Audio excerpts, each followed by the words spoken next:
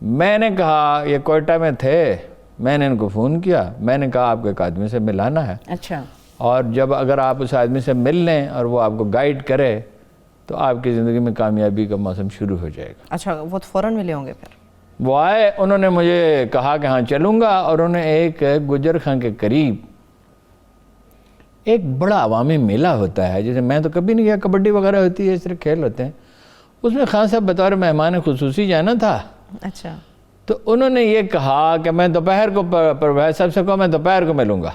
میں نے پرویز صاحب کو فون کیا، پرویز صاحب نے کہا آئی ایم ناٹ انٹرسٹڈ، اگر انہیں آنا ہے تو مغرب کے بعد ہے۔ وہ دوپہر کو ایک خاص ابھی ایک طرف خان صاحب ہیں، دوسری طرف وہ کہہ رہے ہیں شام۔ خان صاحب وہ کہتے ہیں، وہ تو ان کا ایک مقررہ اوقات ہے نا، وہ صبح 9 بجے سے لے کے 1:30 بجے تک، عام 2 بجے تک، اگر زیادہ لوگ ہوں تو 3 بجے تک بھی جتنے آ چکے ہیں لوگوں سے ملتے تو ہیں۔ پھر معاملہ طے کیسے ہوا؟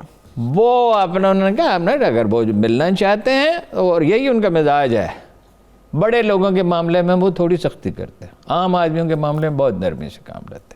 معاملہ کیسے طے ہوا پھر ہارون صاحب؟ میں نے کہا سر مہربانی کریں، انہوں نے کہا اسی وقت آئیں، یعنی مغرب کے بعد۔ ہاں، ٹھیک ہے، اور بڑا اکرام کیا جب وہ گئے، ان کا بڑا لحاظ کیا، خیال کیا، ہر ایک کا کرتے ہیں، صوفیہ کا طریقہ یہ عزت اور نرمی اور شفقت ہر ایک پہ کرتے ہیں۔ میں نے دل میں سوچا یار خان صاحب کیا سمجھتے ہیں میرا کوئی انٹرسٹ ہے؟ جب ہم شہاب الدین غوری کے مزار پہ فاتحہ پڑھنے کے بعد انہیں ایک اور طرف جانا تھا، اس میلے پہ جانا تھا، تو میں نے شہاب الدین غوری کے مزار پہ فاتحہ پڑھتے ہوئے اپنا ارادہ تبدیل کیا، اور میں نے کہا خان صاحب مجھے ایک گاڑی دیں۔ گاڑیاں تو تھی کافی، ان کے ساتھ لوگ تھے، میں پروفیسر صاحب کی طرف جا رہا ہوں، یہ آپ کا ڈرائیور وہ گھر دیکھ لے گا، آپ جس وقت بھی فارغ ہوں آپ آ جائیں۔ میں نے دل میں سوچا اگر اشتیاق ہوگا تو آ جائیں گے۔ آپ جانتے ہیں کہ میرا بھی مزاج اسی طرح کا ہے کہ میں لوگوں کا بڑا احترام کرتا ہوں، لیکن اگر مجھے شبہ ہو جائے کہ اس میں خود سری ہے، یہ سمجھتا ہے کہ مجھے اس کی ضرورت ہے، تو میں ایسے آدمی سے دوری اختیار کر لیتا ہوں۔ اچھا، میں نے کہا جو ٹھیک ہے، آنے آئے، نہ آئے نہ آئے، مجھے کیا ہے۔ لیکن خان صاحب ٹھیک وقت پہ وہاں پہنچ گئے، اور بڑی حیرت انگیز بات یہ ہے کہ باہر جب وہ پہنچے تو کوئی ڈھول بجانے والے کھڑے تھے جس کا پروفیسر صاحب نے حکم دیا تھا۔ اچھا، کہ بھائی ہمارا ہیرو ہے، ایک نیشنل ہیرو ہے، وہ آ رہا ہے، اس کو ویلکم کیا جائے۔ ویلکم۔ یہ سنت بھی ہے کہ ڈھول بجانا سنت نہیں ہے، سنت یہ ہے کہ معزز آدمی کا اکرام کیا جائے، اسے توجہ دی جائے، عام آدمی کے ساتھ نرمی اور محبت کی جائے، جب کوئی اہم آدمی ہے اسے تھوڑی زیادہ توجہ دی جائے، یعنی شفقت اس سے زیادہ کی جاتی ہے۔ وہ چلے گئے صاحب، جب ہر جگہ پر ڈھول تماشے، ظاہر ہے وہ یہ سمجھنے کی بات ہوتی ہے نا کہ لوگ محبت کر رہے ہیں اور اللہ کی دی ہوئی صلاحیت ہے، یا میں نے یہ بس یہ اتنا سادہ سا مسئلہ ہے۔ جو آدمی سمجھتا ہے میں نے بڑا کمال کر دیا، وہ زوم میں مبتلا ہو جاتا ہے۔ جناب دادا گنج بخش کی تعلیمات کا خلاصہ یہی ہے، جس کی وجہ سے انہیں one of the greatest scholars تاریخ کا کہا جاتا ہے۔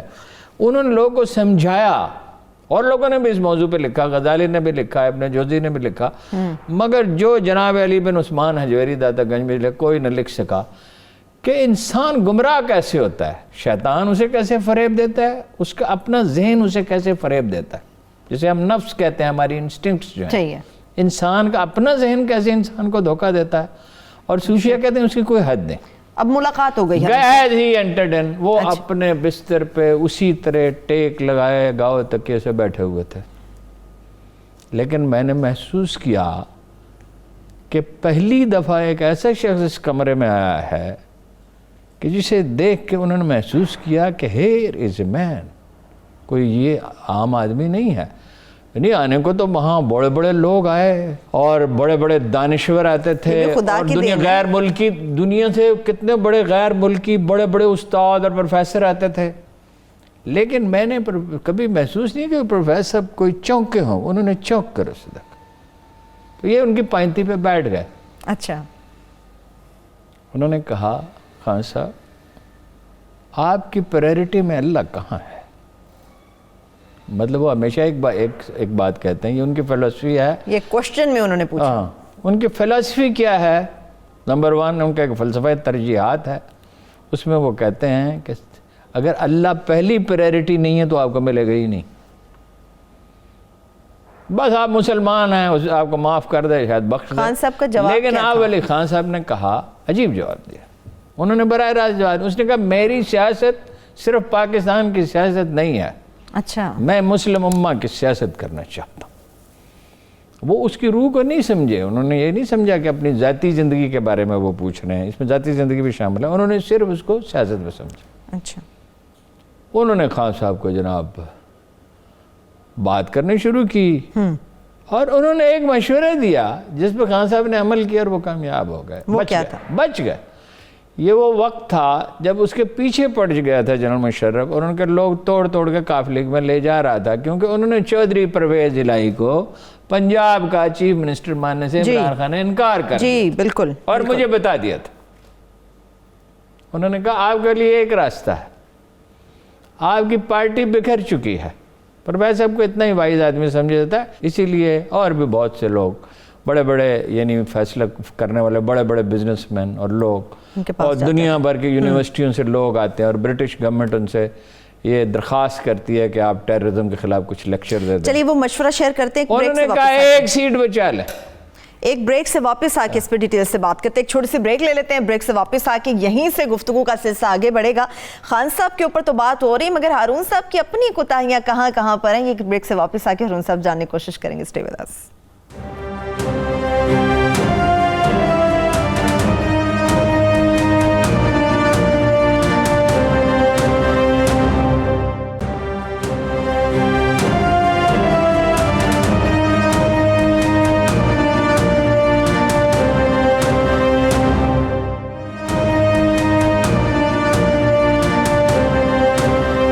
کے بعد ایک بار پھر سے پروگرام میں ہم آپ کو خوش آمدید کہیں گے. ہارون صاحب اپنی کوتاہیاں بھی آپ ہمارے ساتھ شیئر کیجئے گا، لیکن وہ مشورہ جو احمد رفیق صاحب نے دیا تھا وہ شیئر کریں آپ ہمارے ساتھ. پروفیسر صاحب نے ان سے کہا آپ کے پاس صرف ایک آپشن ہے، اپنی ایک سیٹ بچا لیں. کون سی؟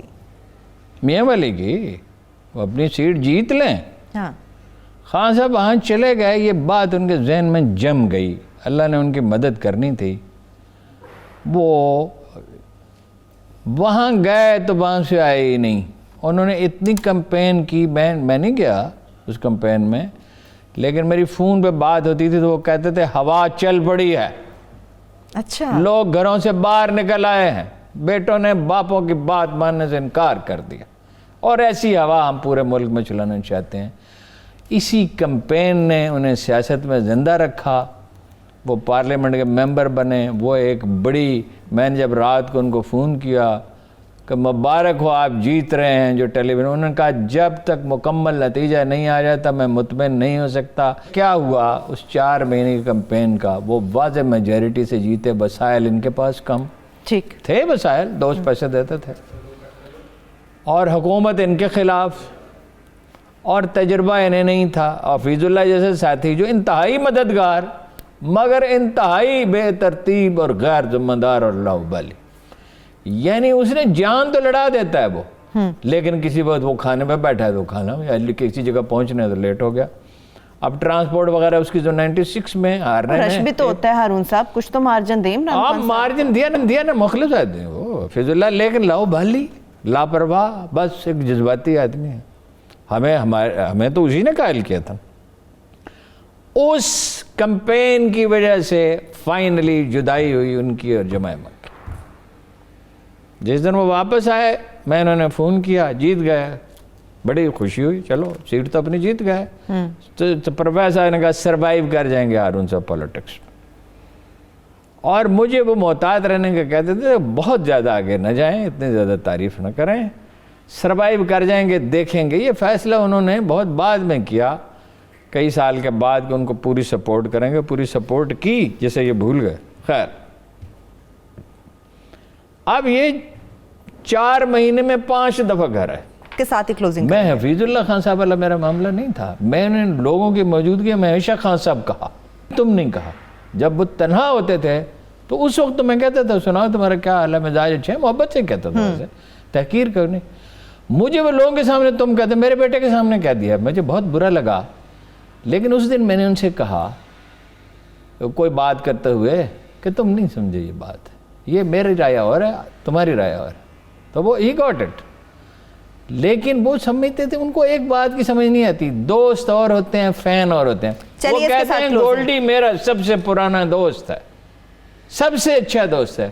گولڈی ان کا سب سے ان کا خیر خواہ ہے، ان سے محبت کرتا ہے، مگر وہ ان کا فین ہے، میں ان کا ایک فین فین اور نہیں ایک تھا۔ دوست میں فرق کیا ہوتا ہے، یہ خان صاحب کو وقت لگے گا سمجھنے میں۔ بہت شکریہ ہارون صاحب۔ یقینی طور پہ دیکھنے والوں کو عمران خان صاحب جو کہ وزارت عظمیٰ کی کرسی پر اس وقت فائز ہیں، ایک وزیر اعظم اور یا کپتان کی حیثیت سے اب جانتے ہیں، مگر ذاتی زندگی میں کیسے تھے یہ ہارون صاحب سے آپ نے جانا۔ انشاءاللہ تعالیٰ اس کی اگلی قسط بھی مقابل کی آپ کے سامنے لے کر بہت جلد آئیں گے۔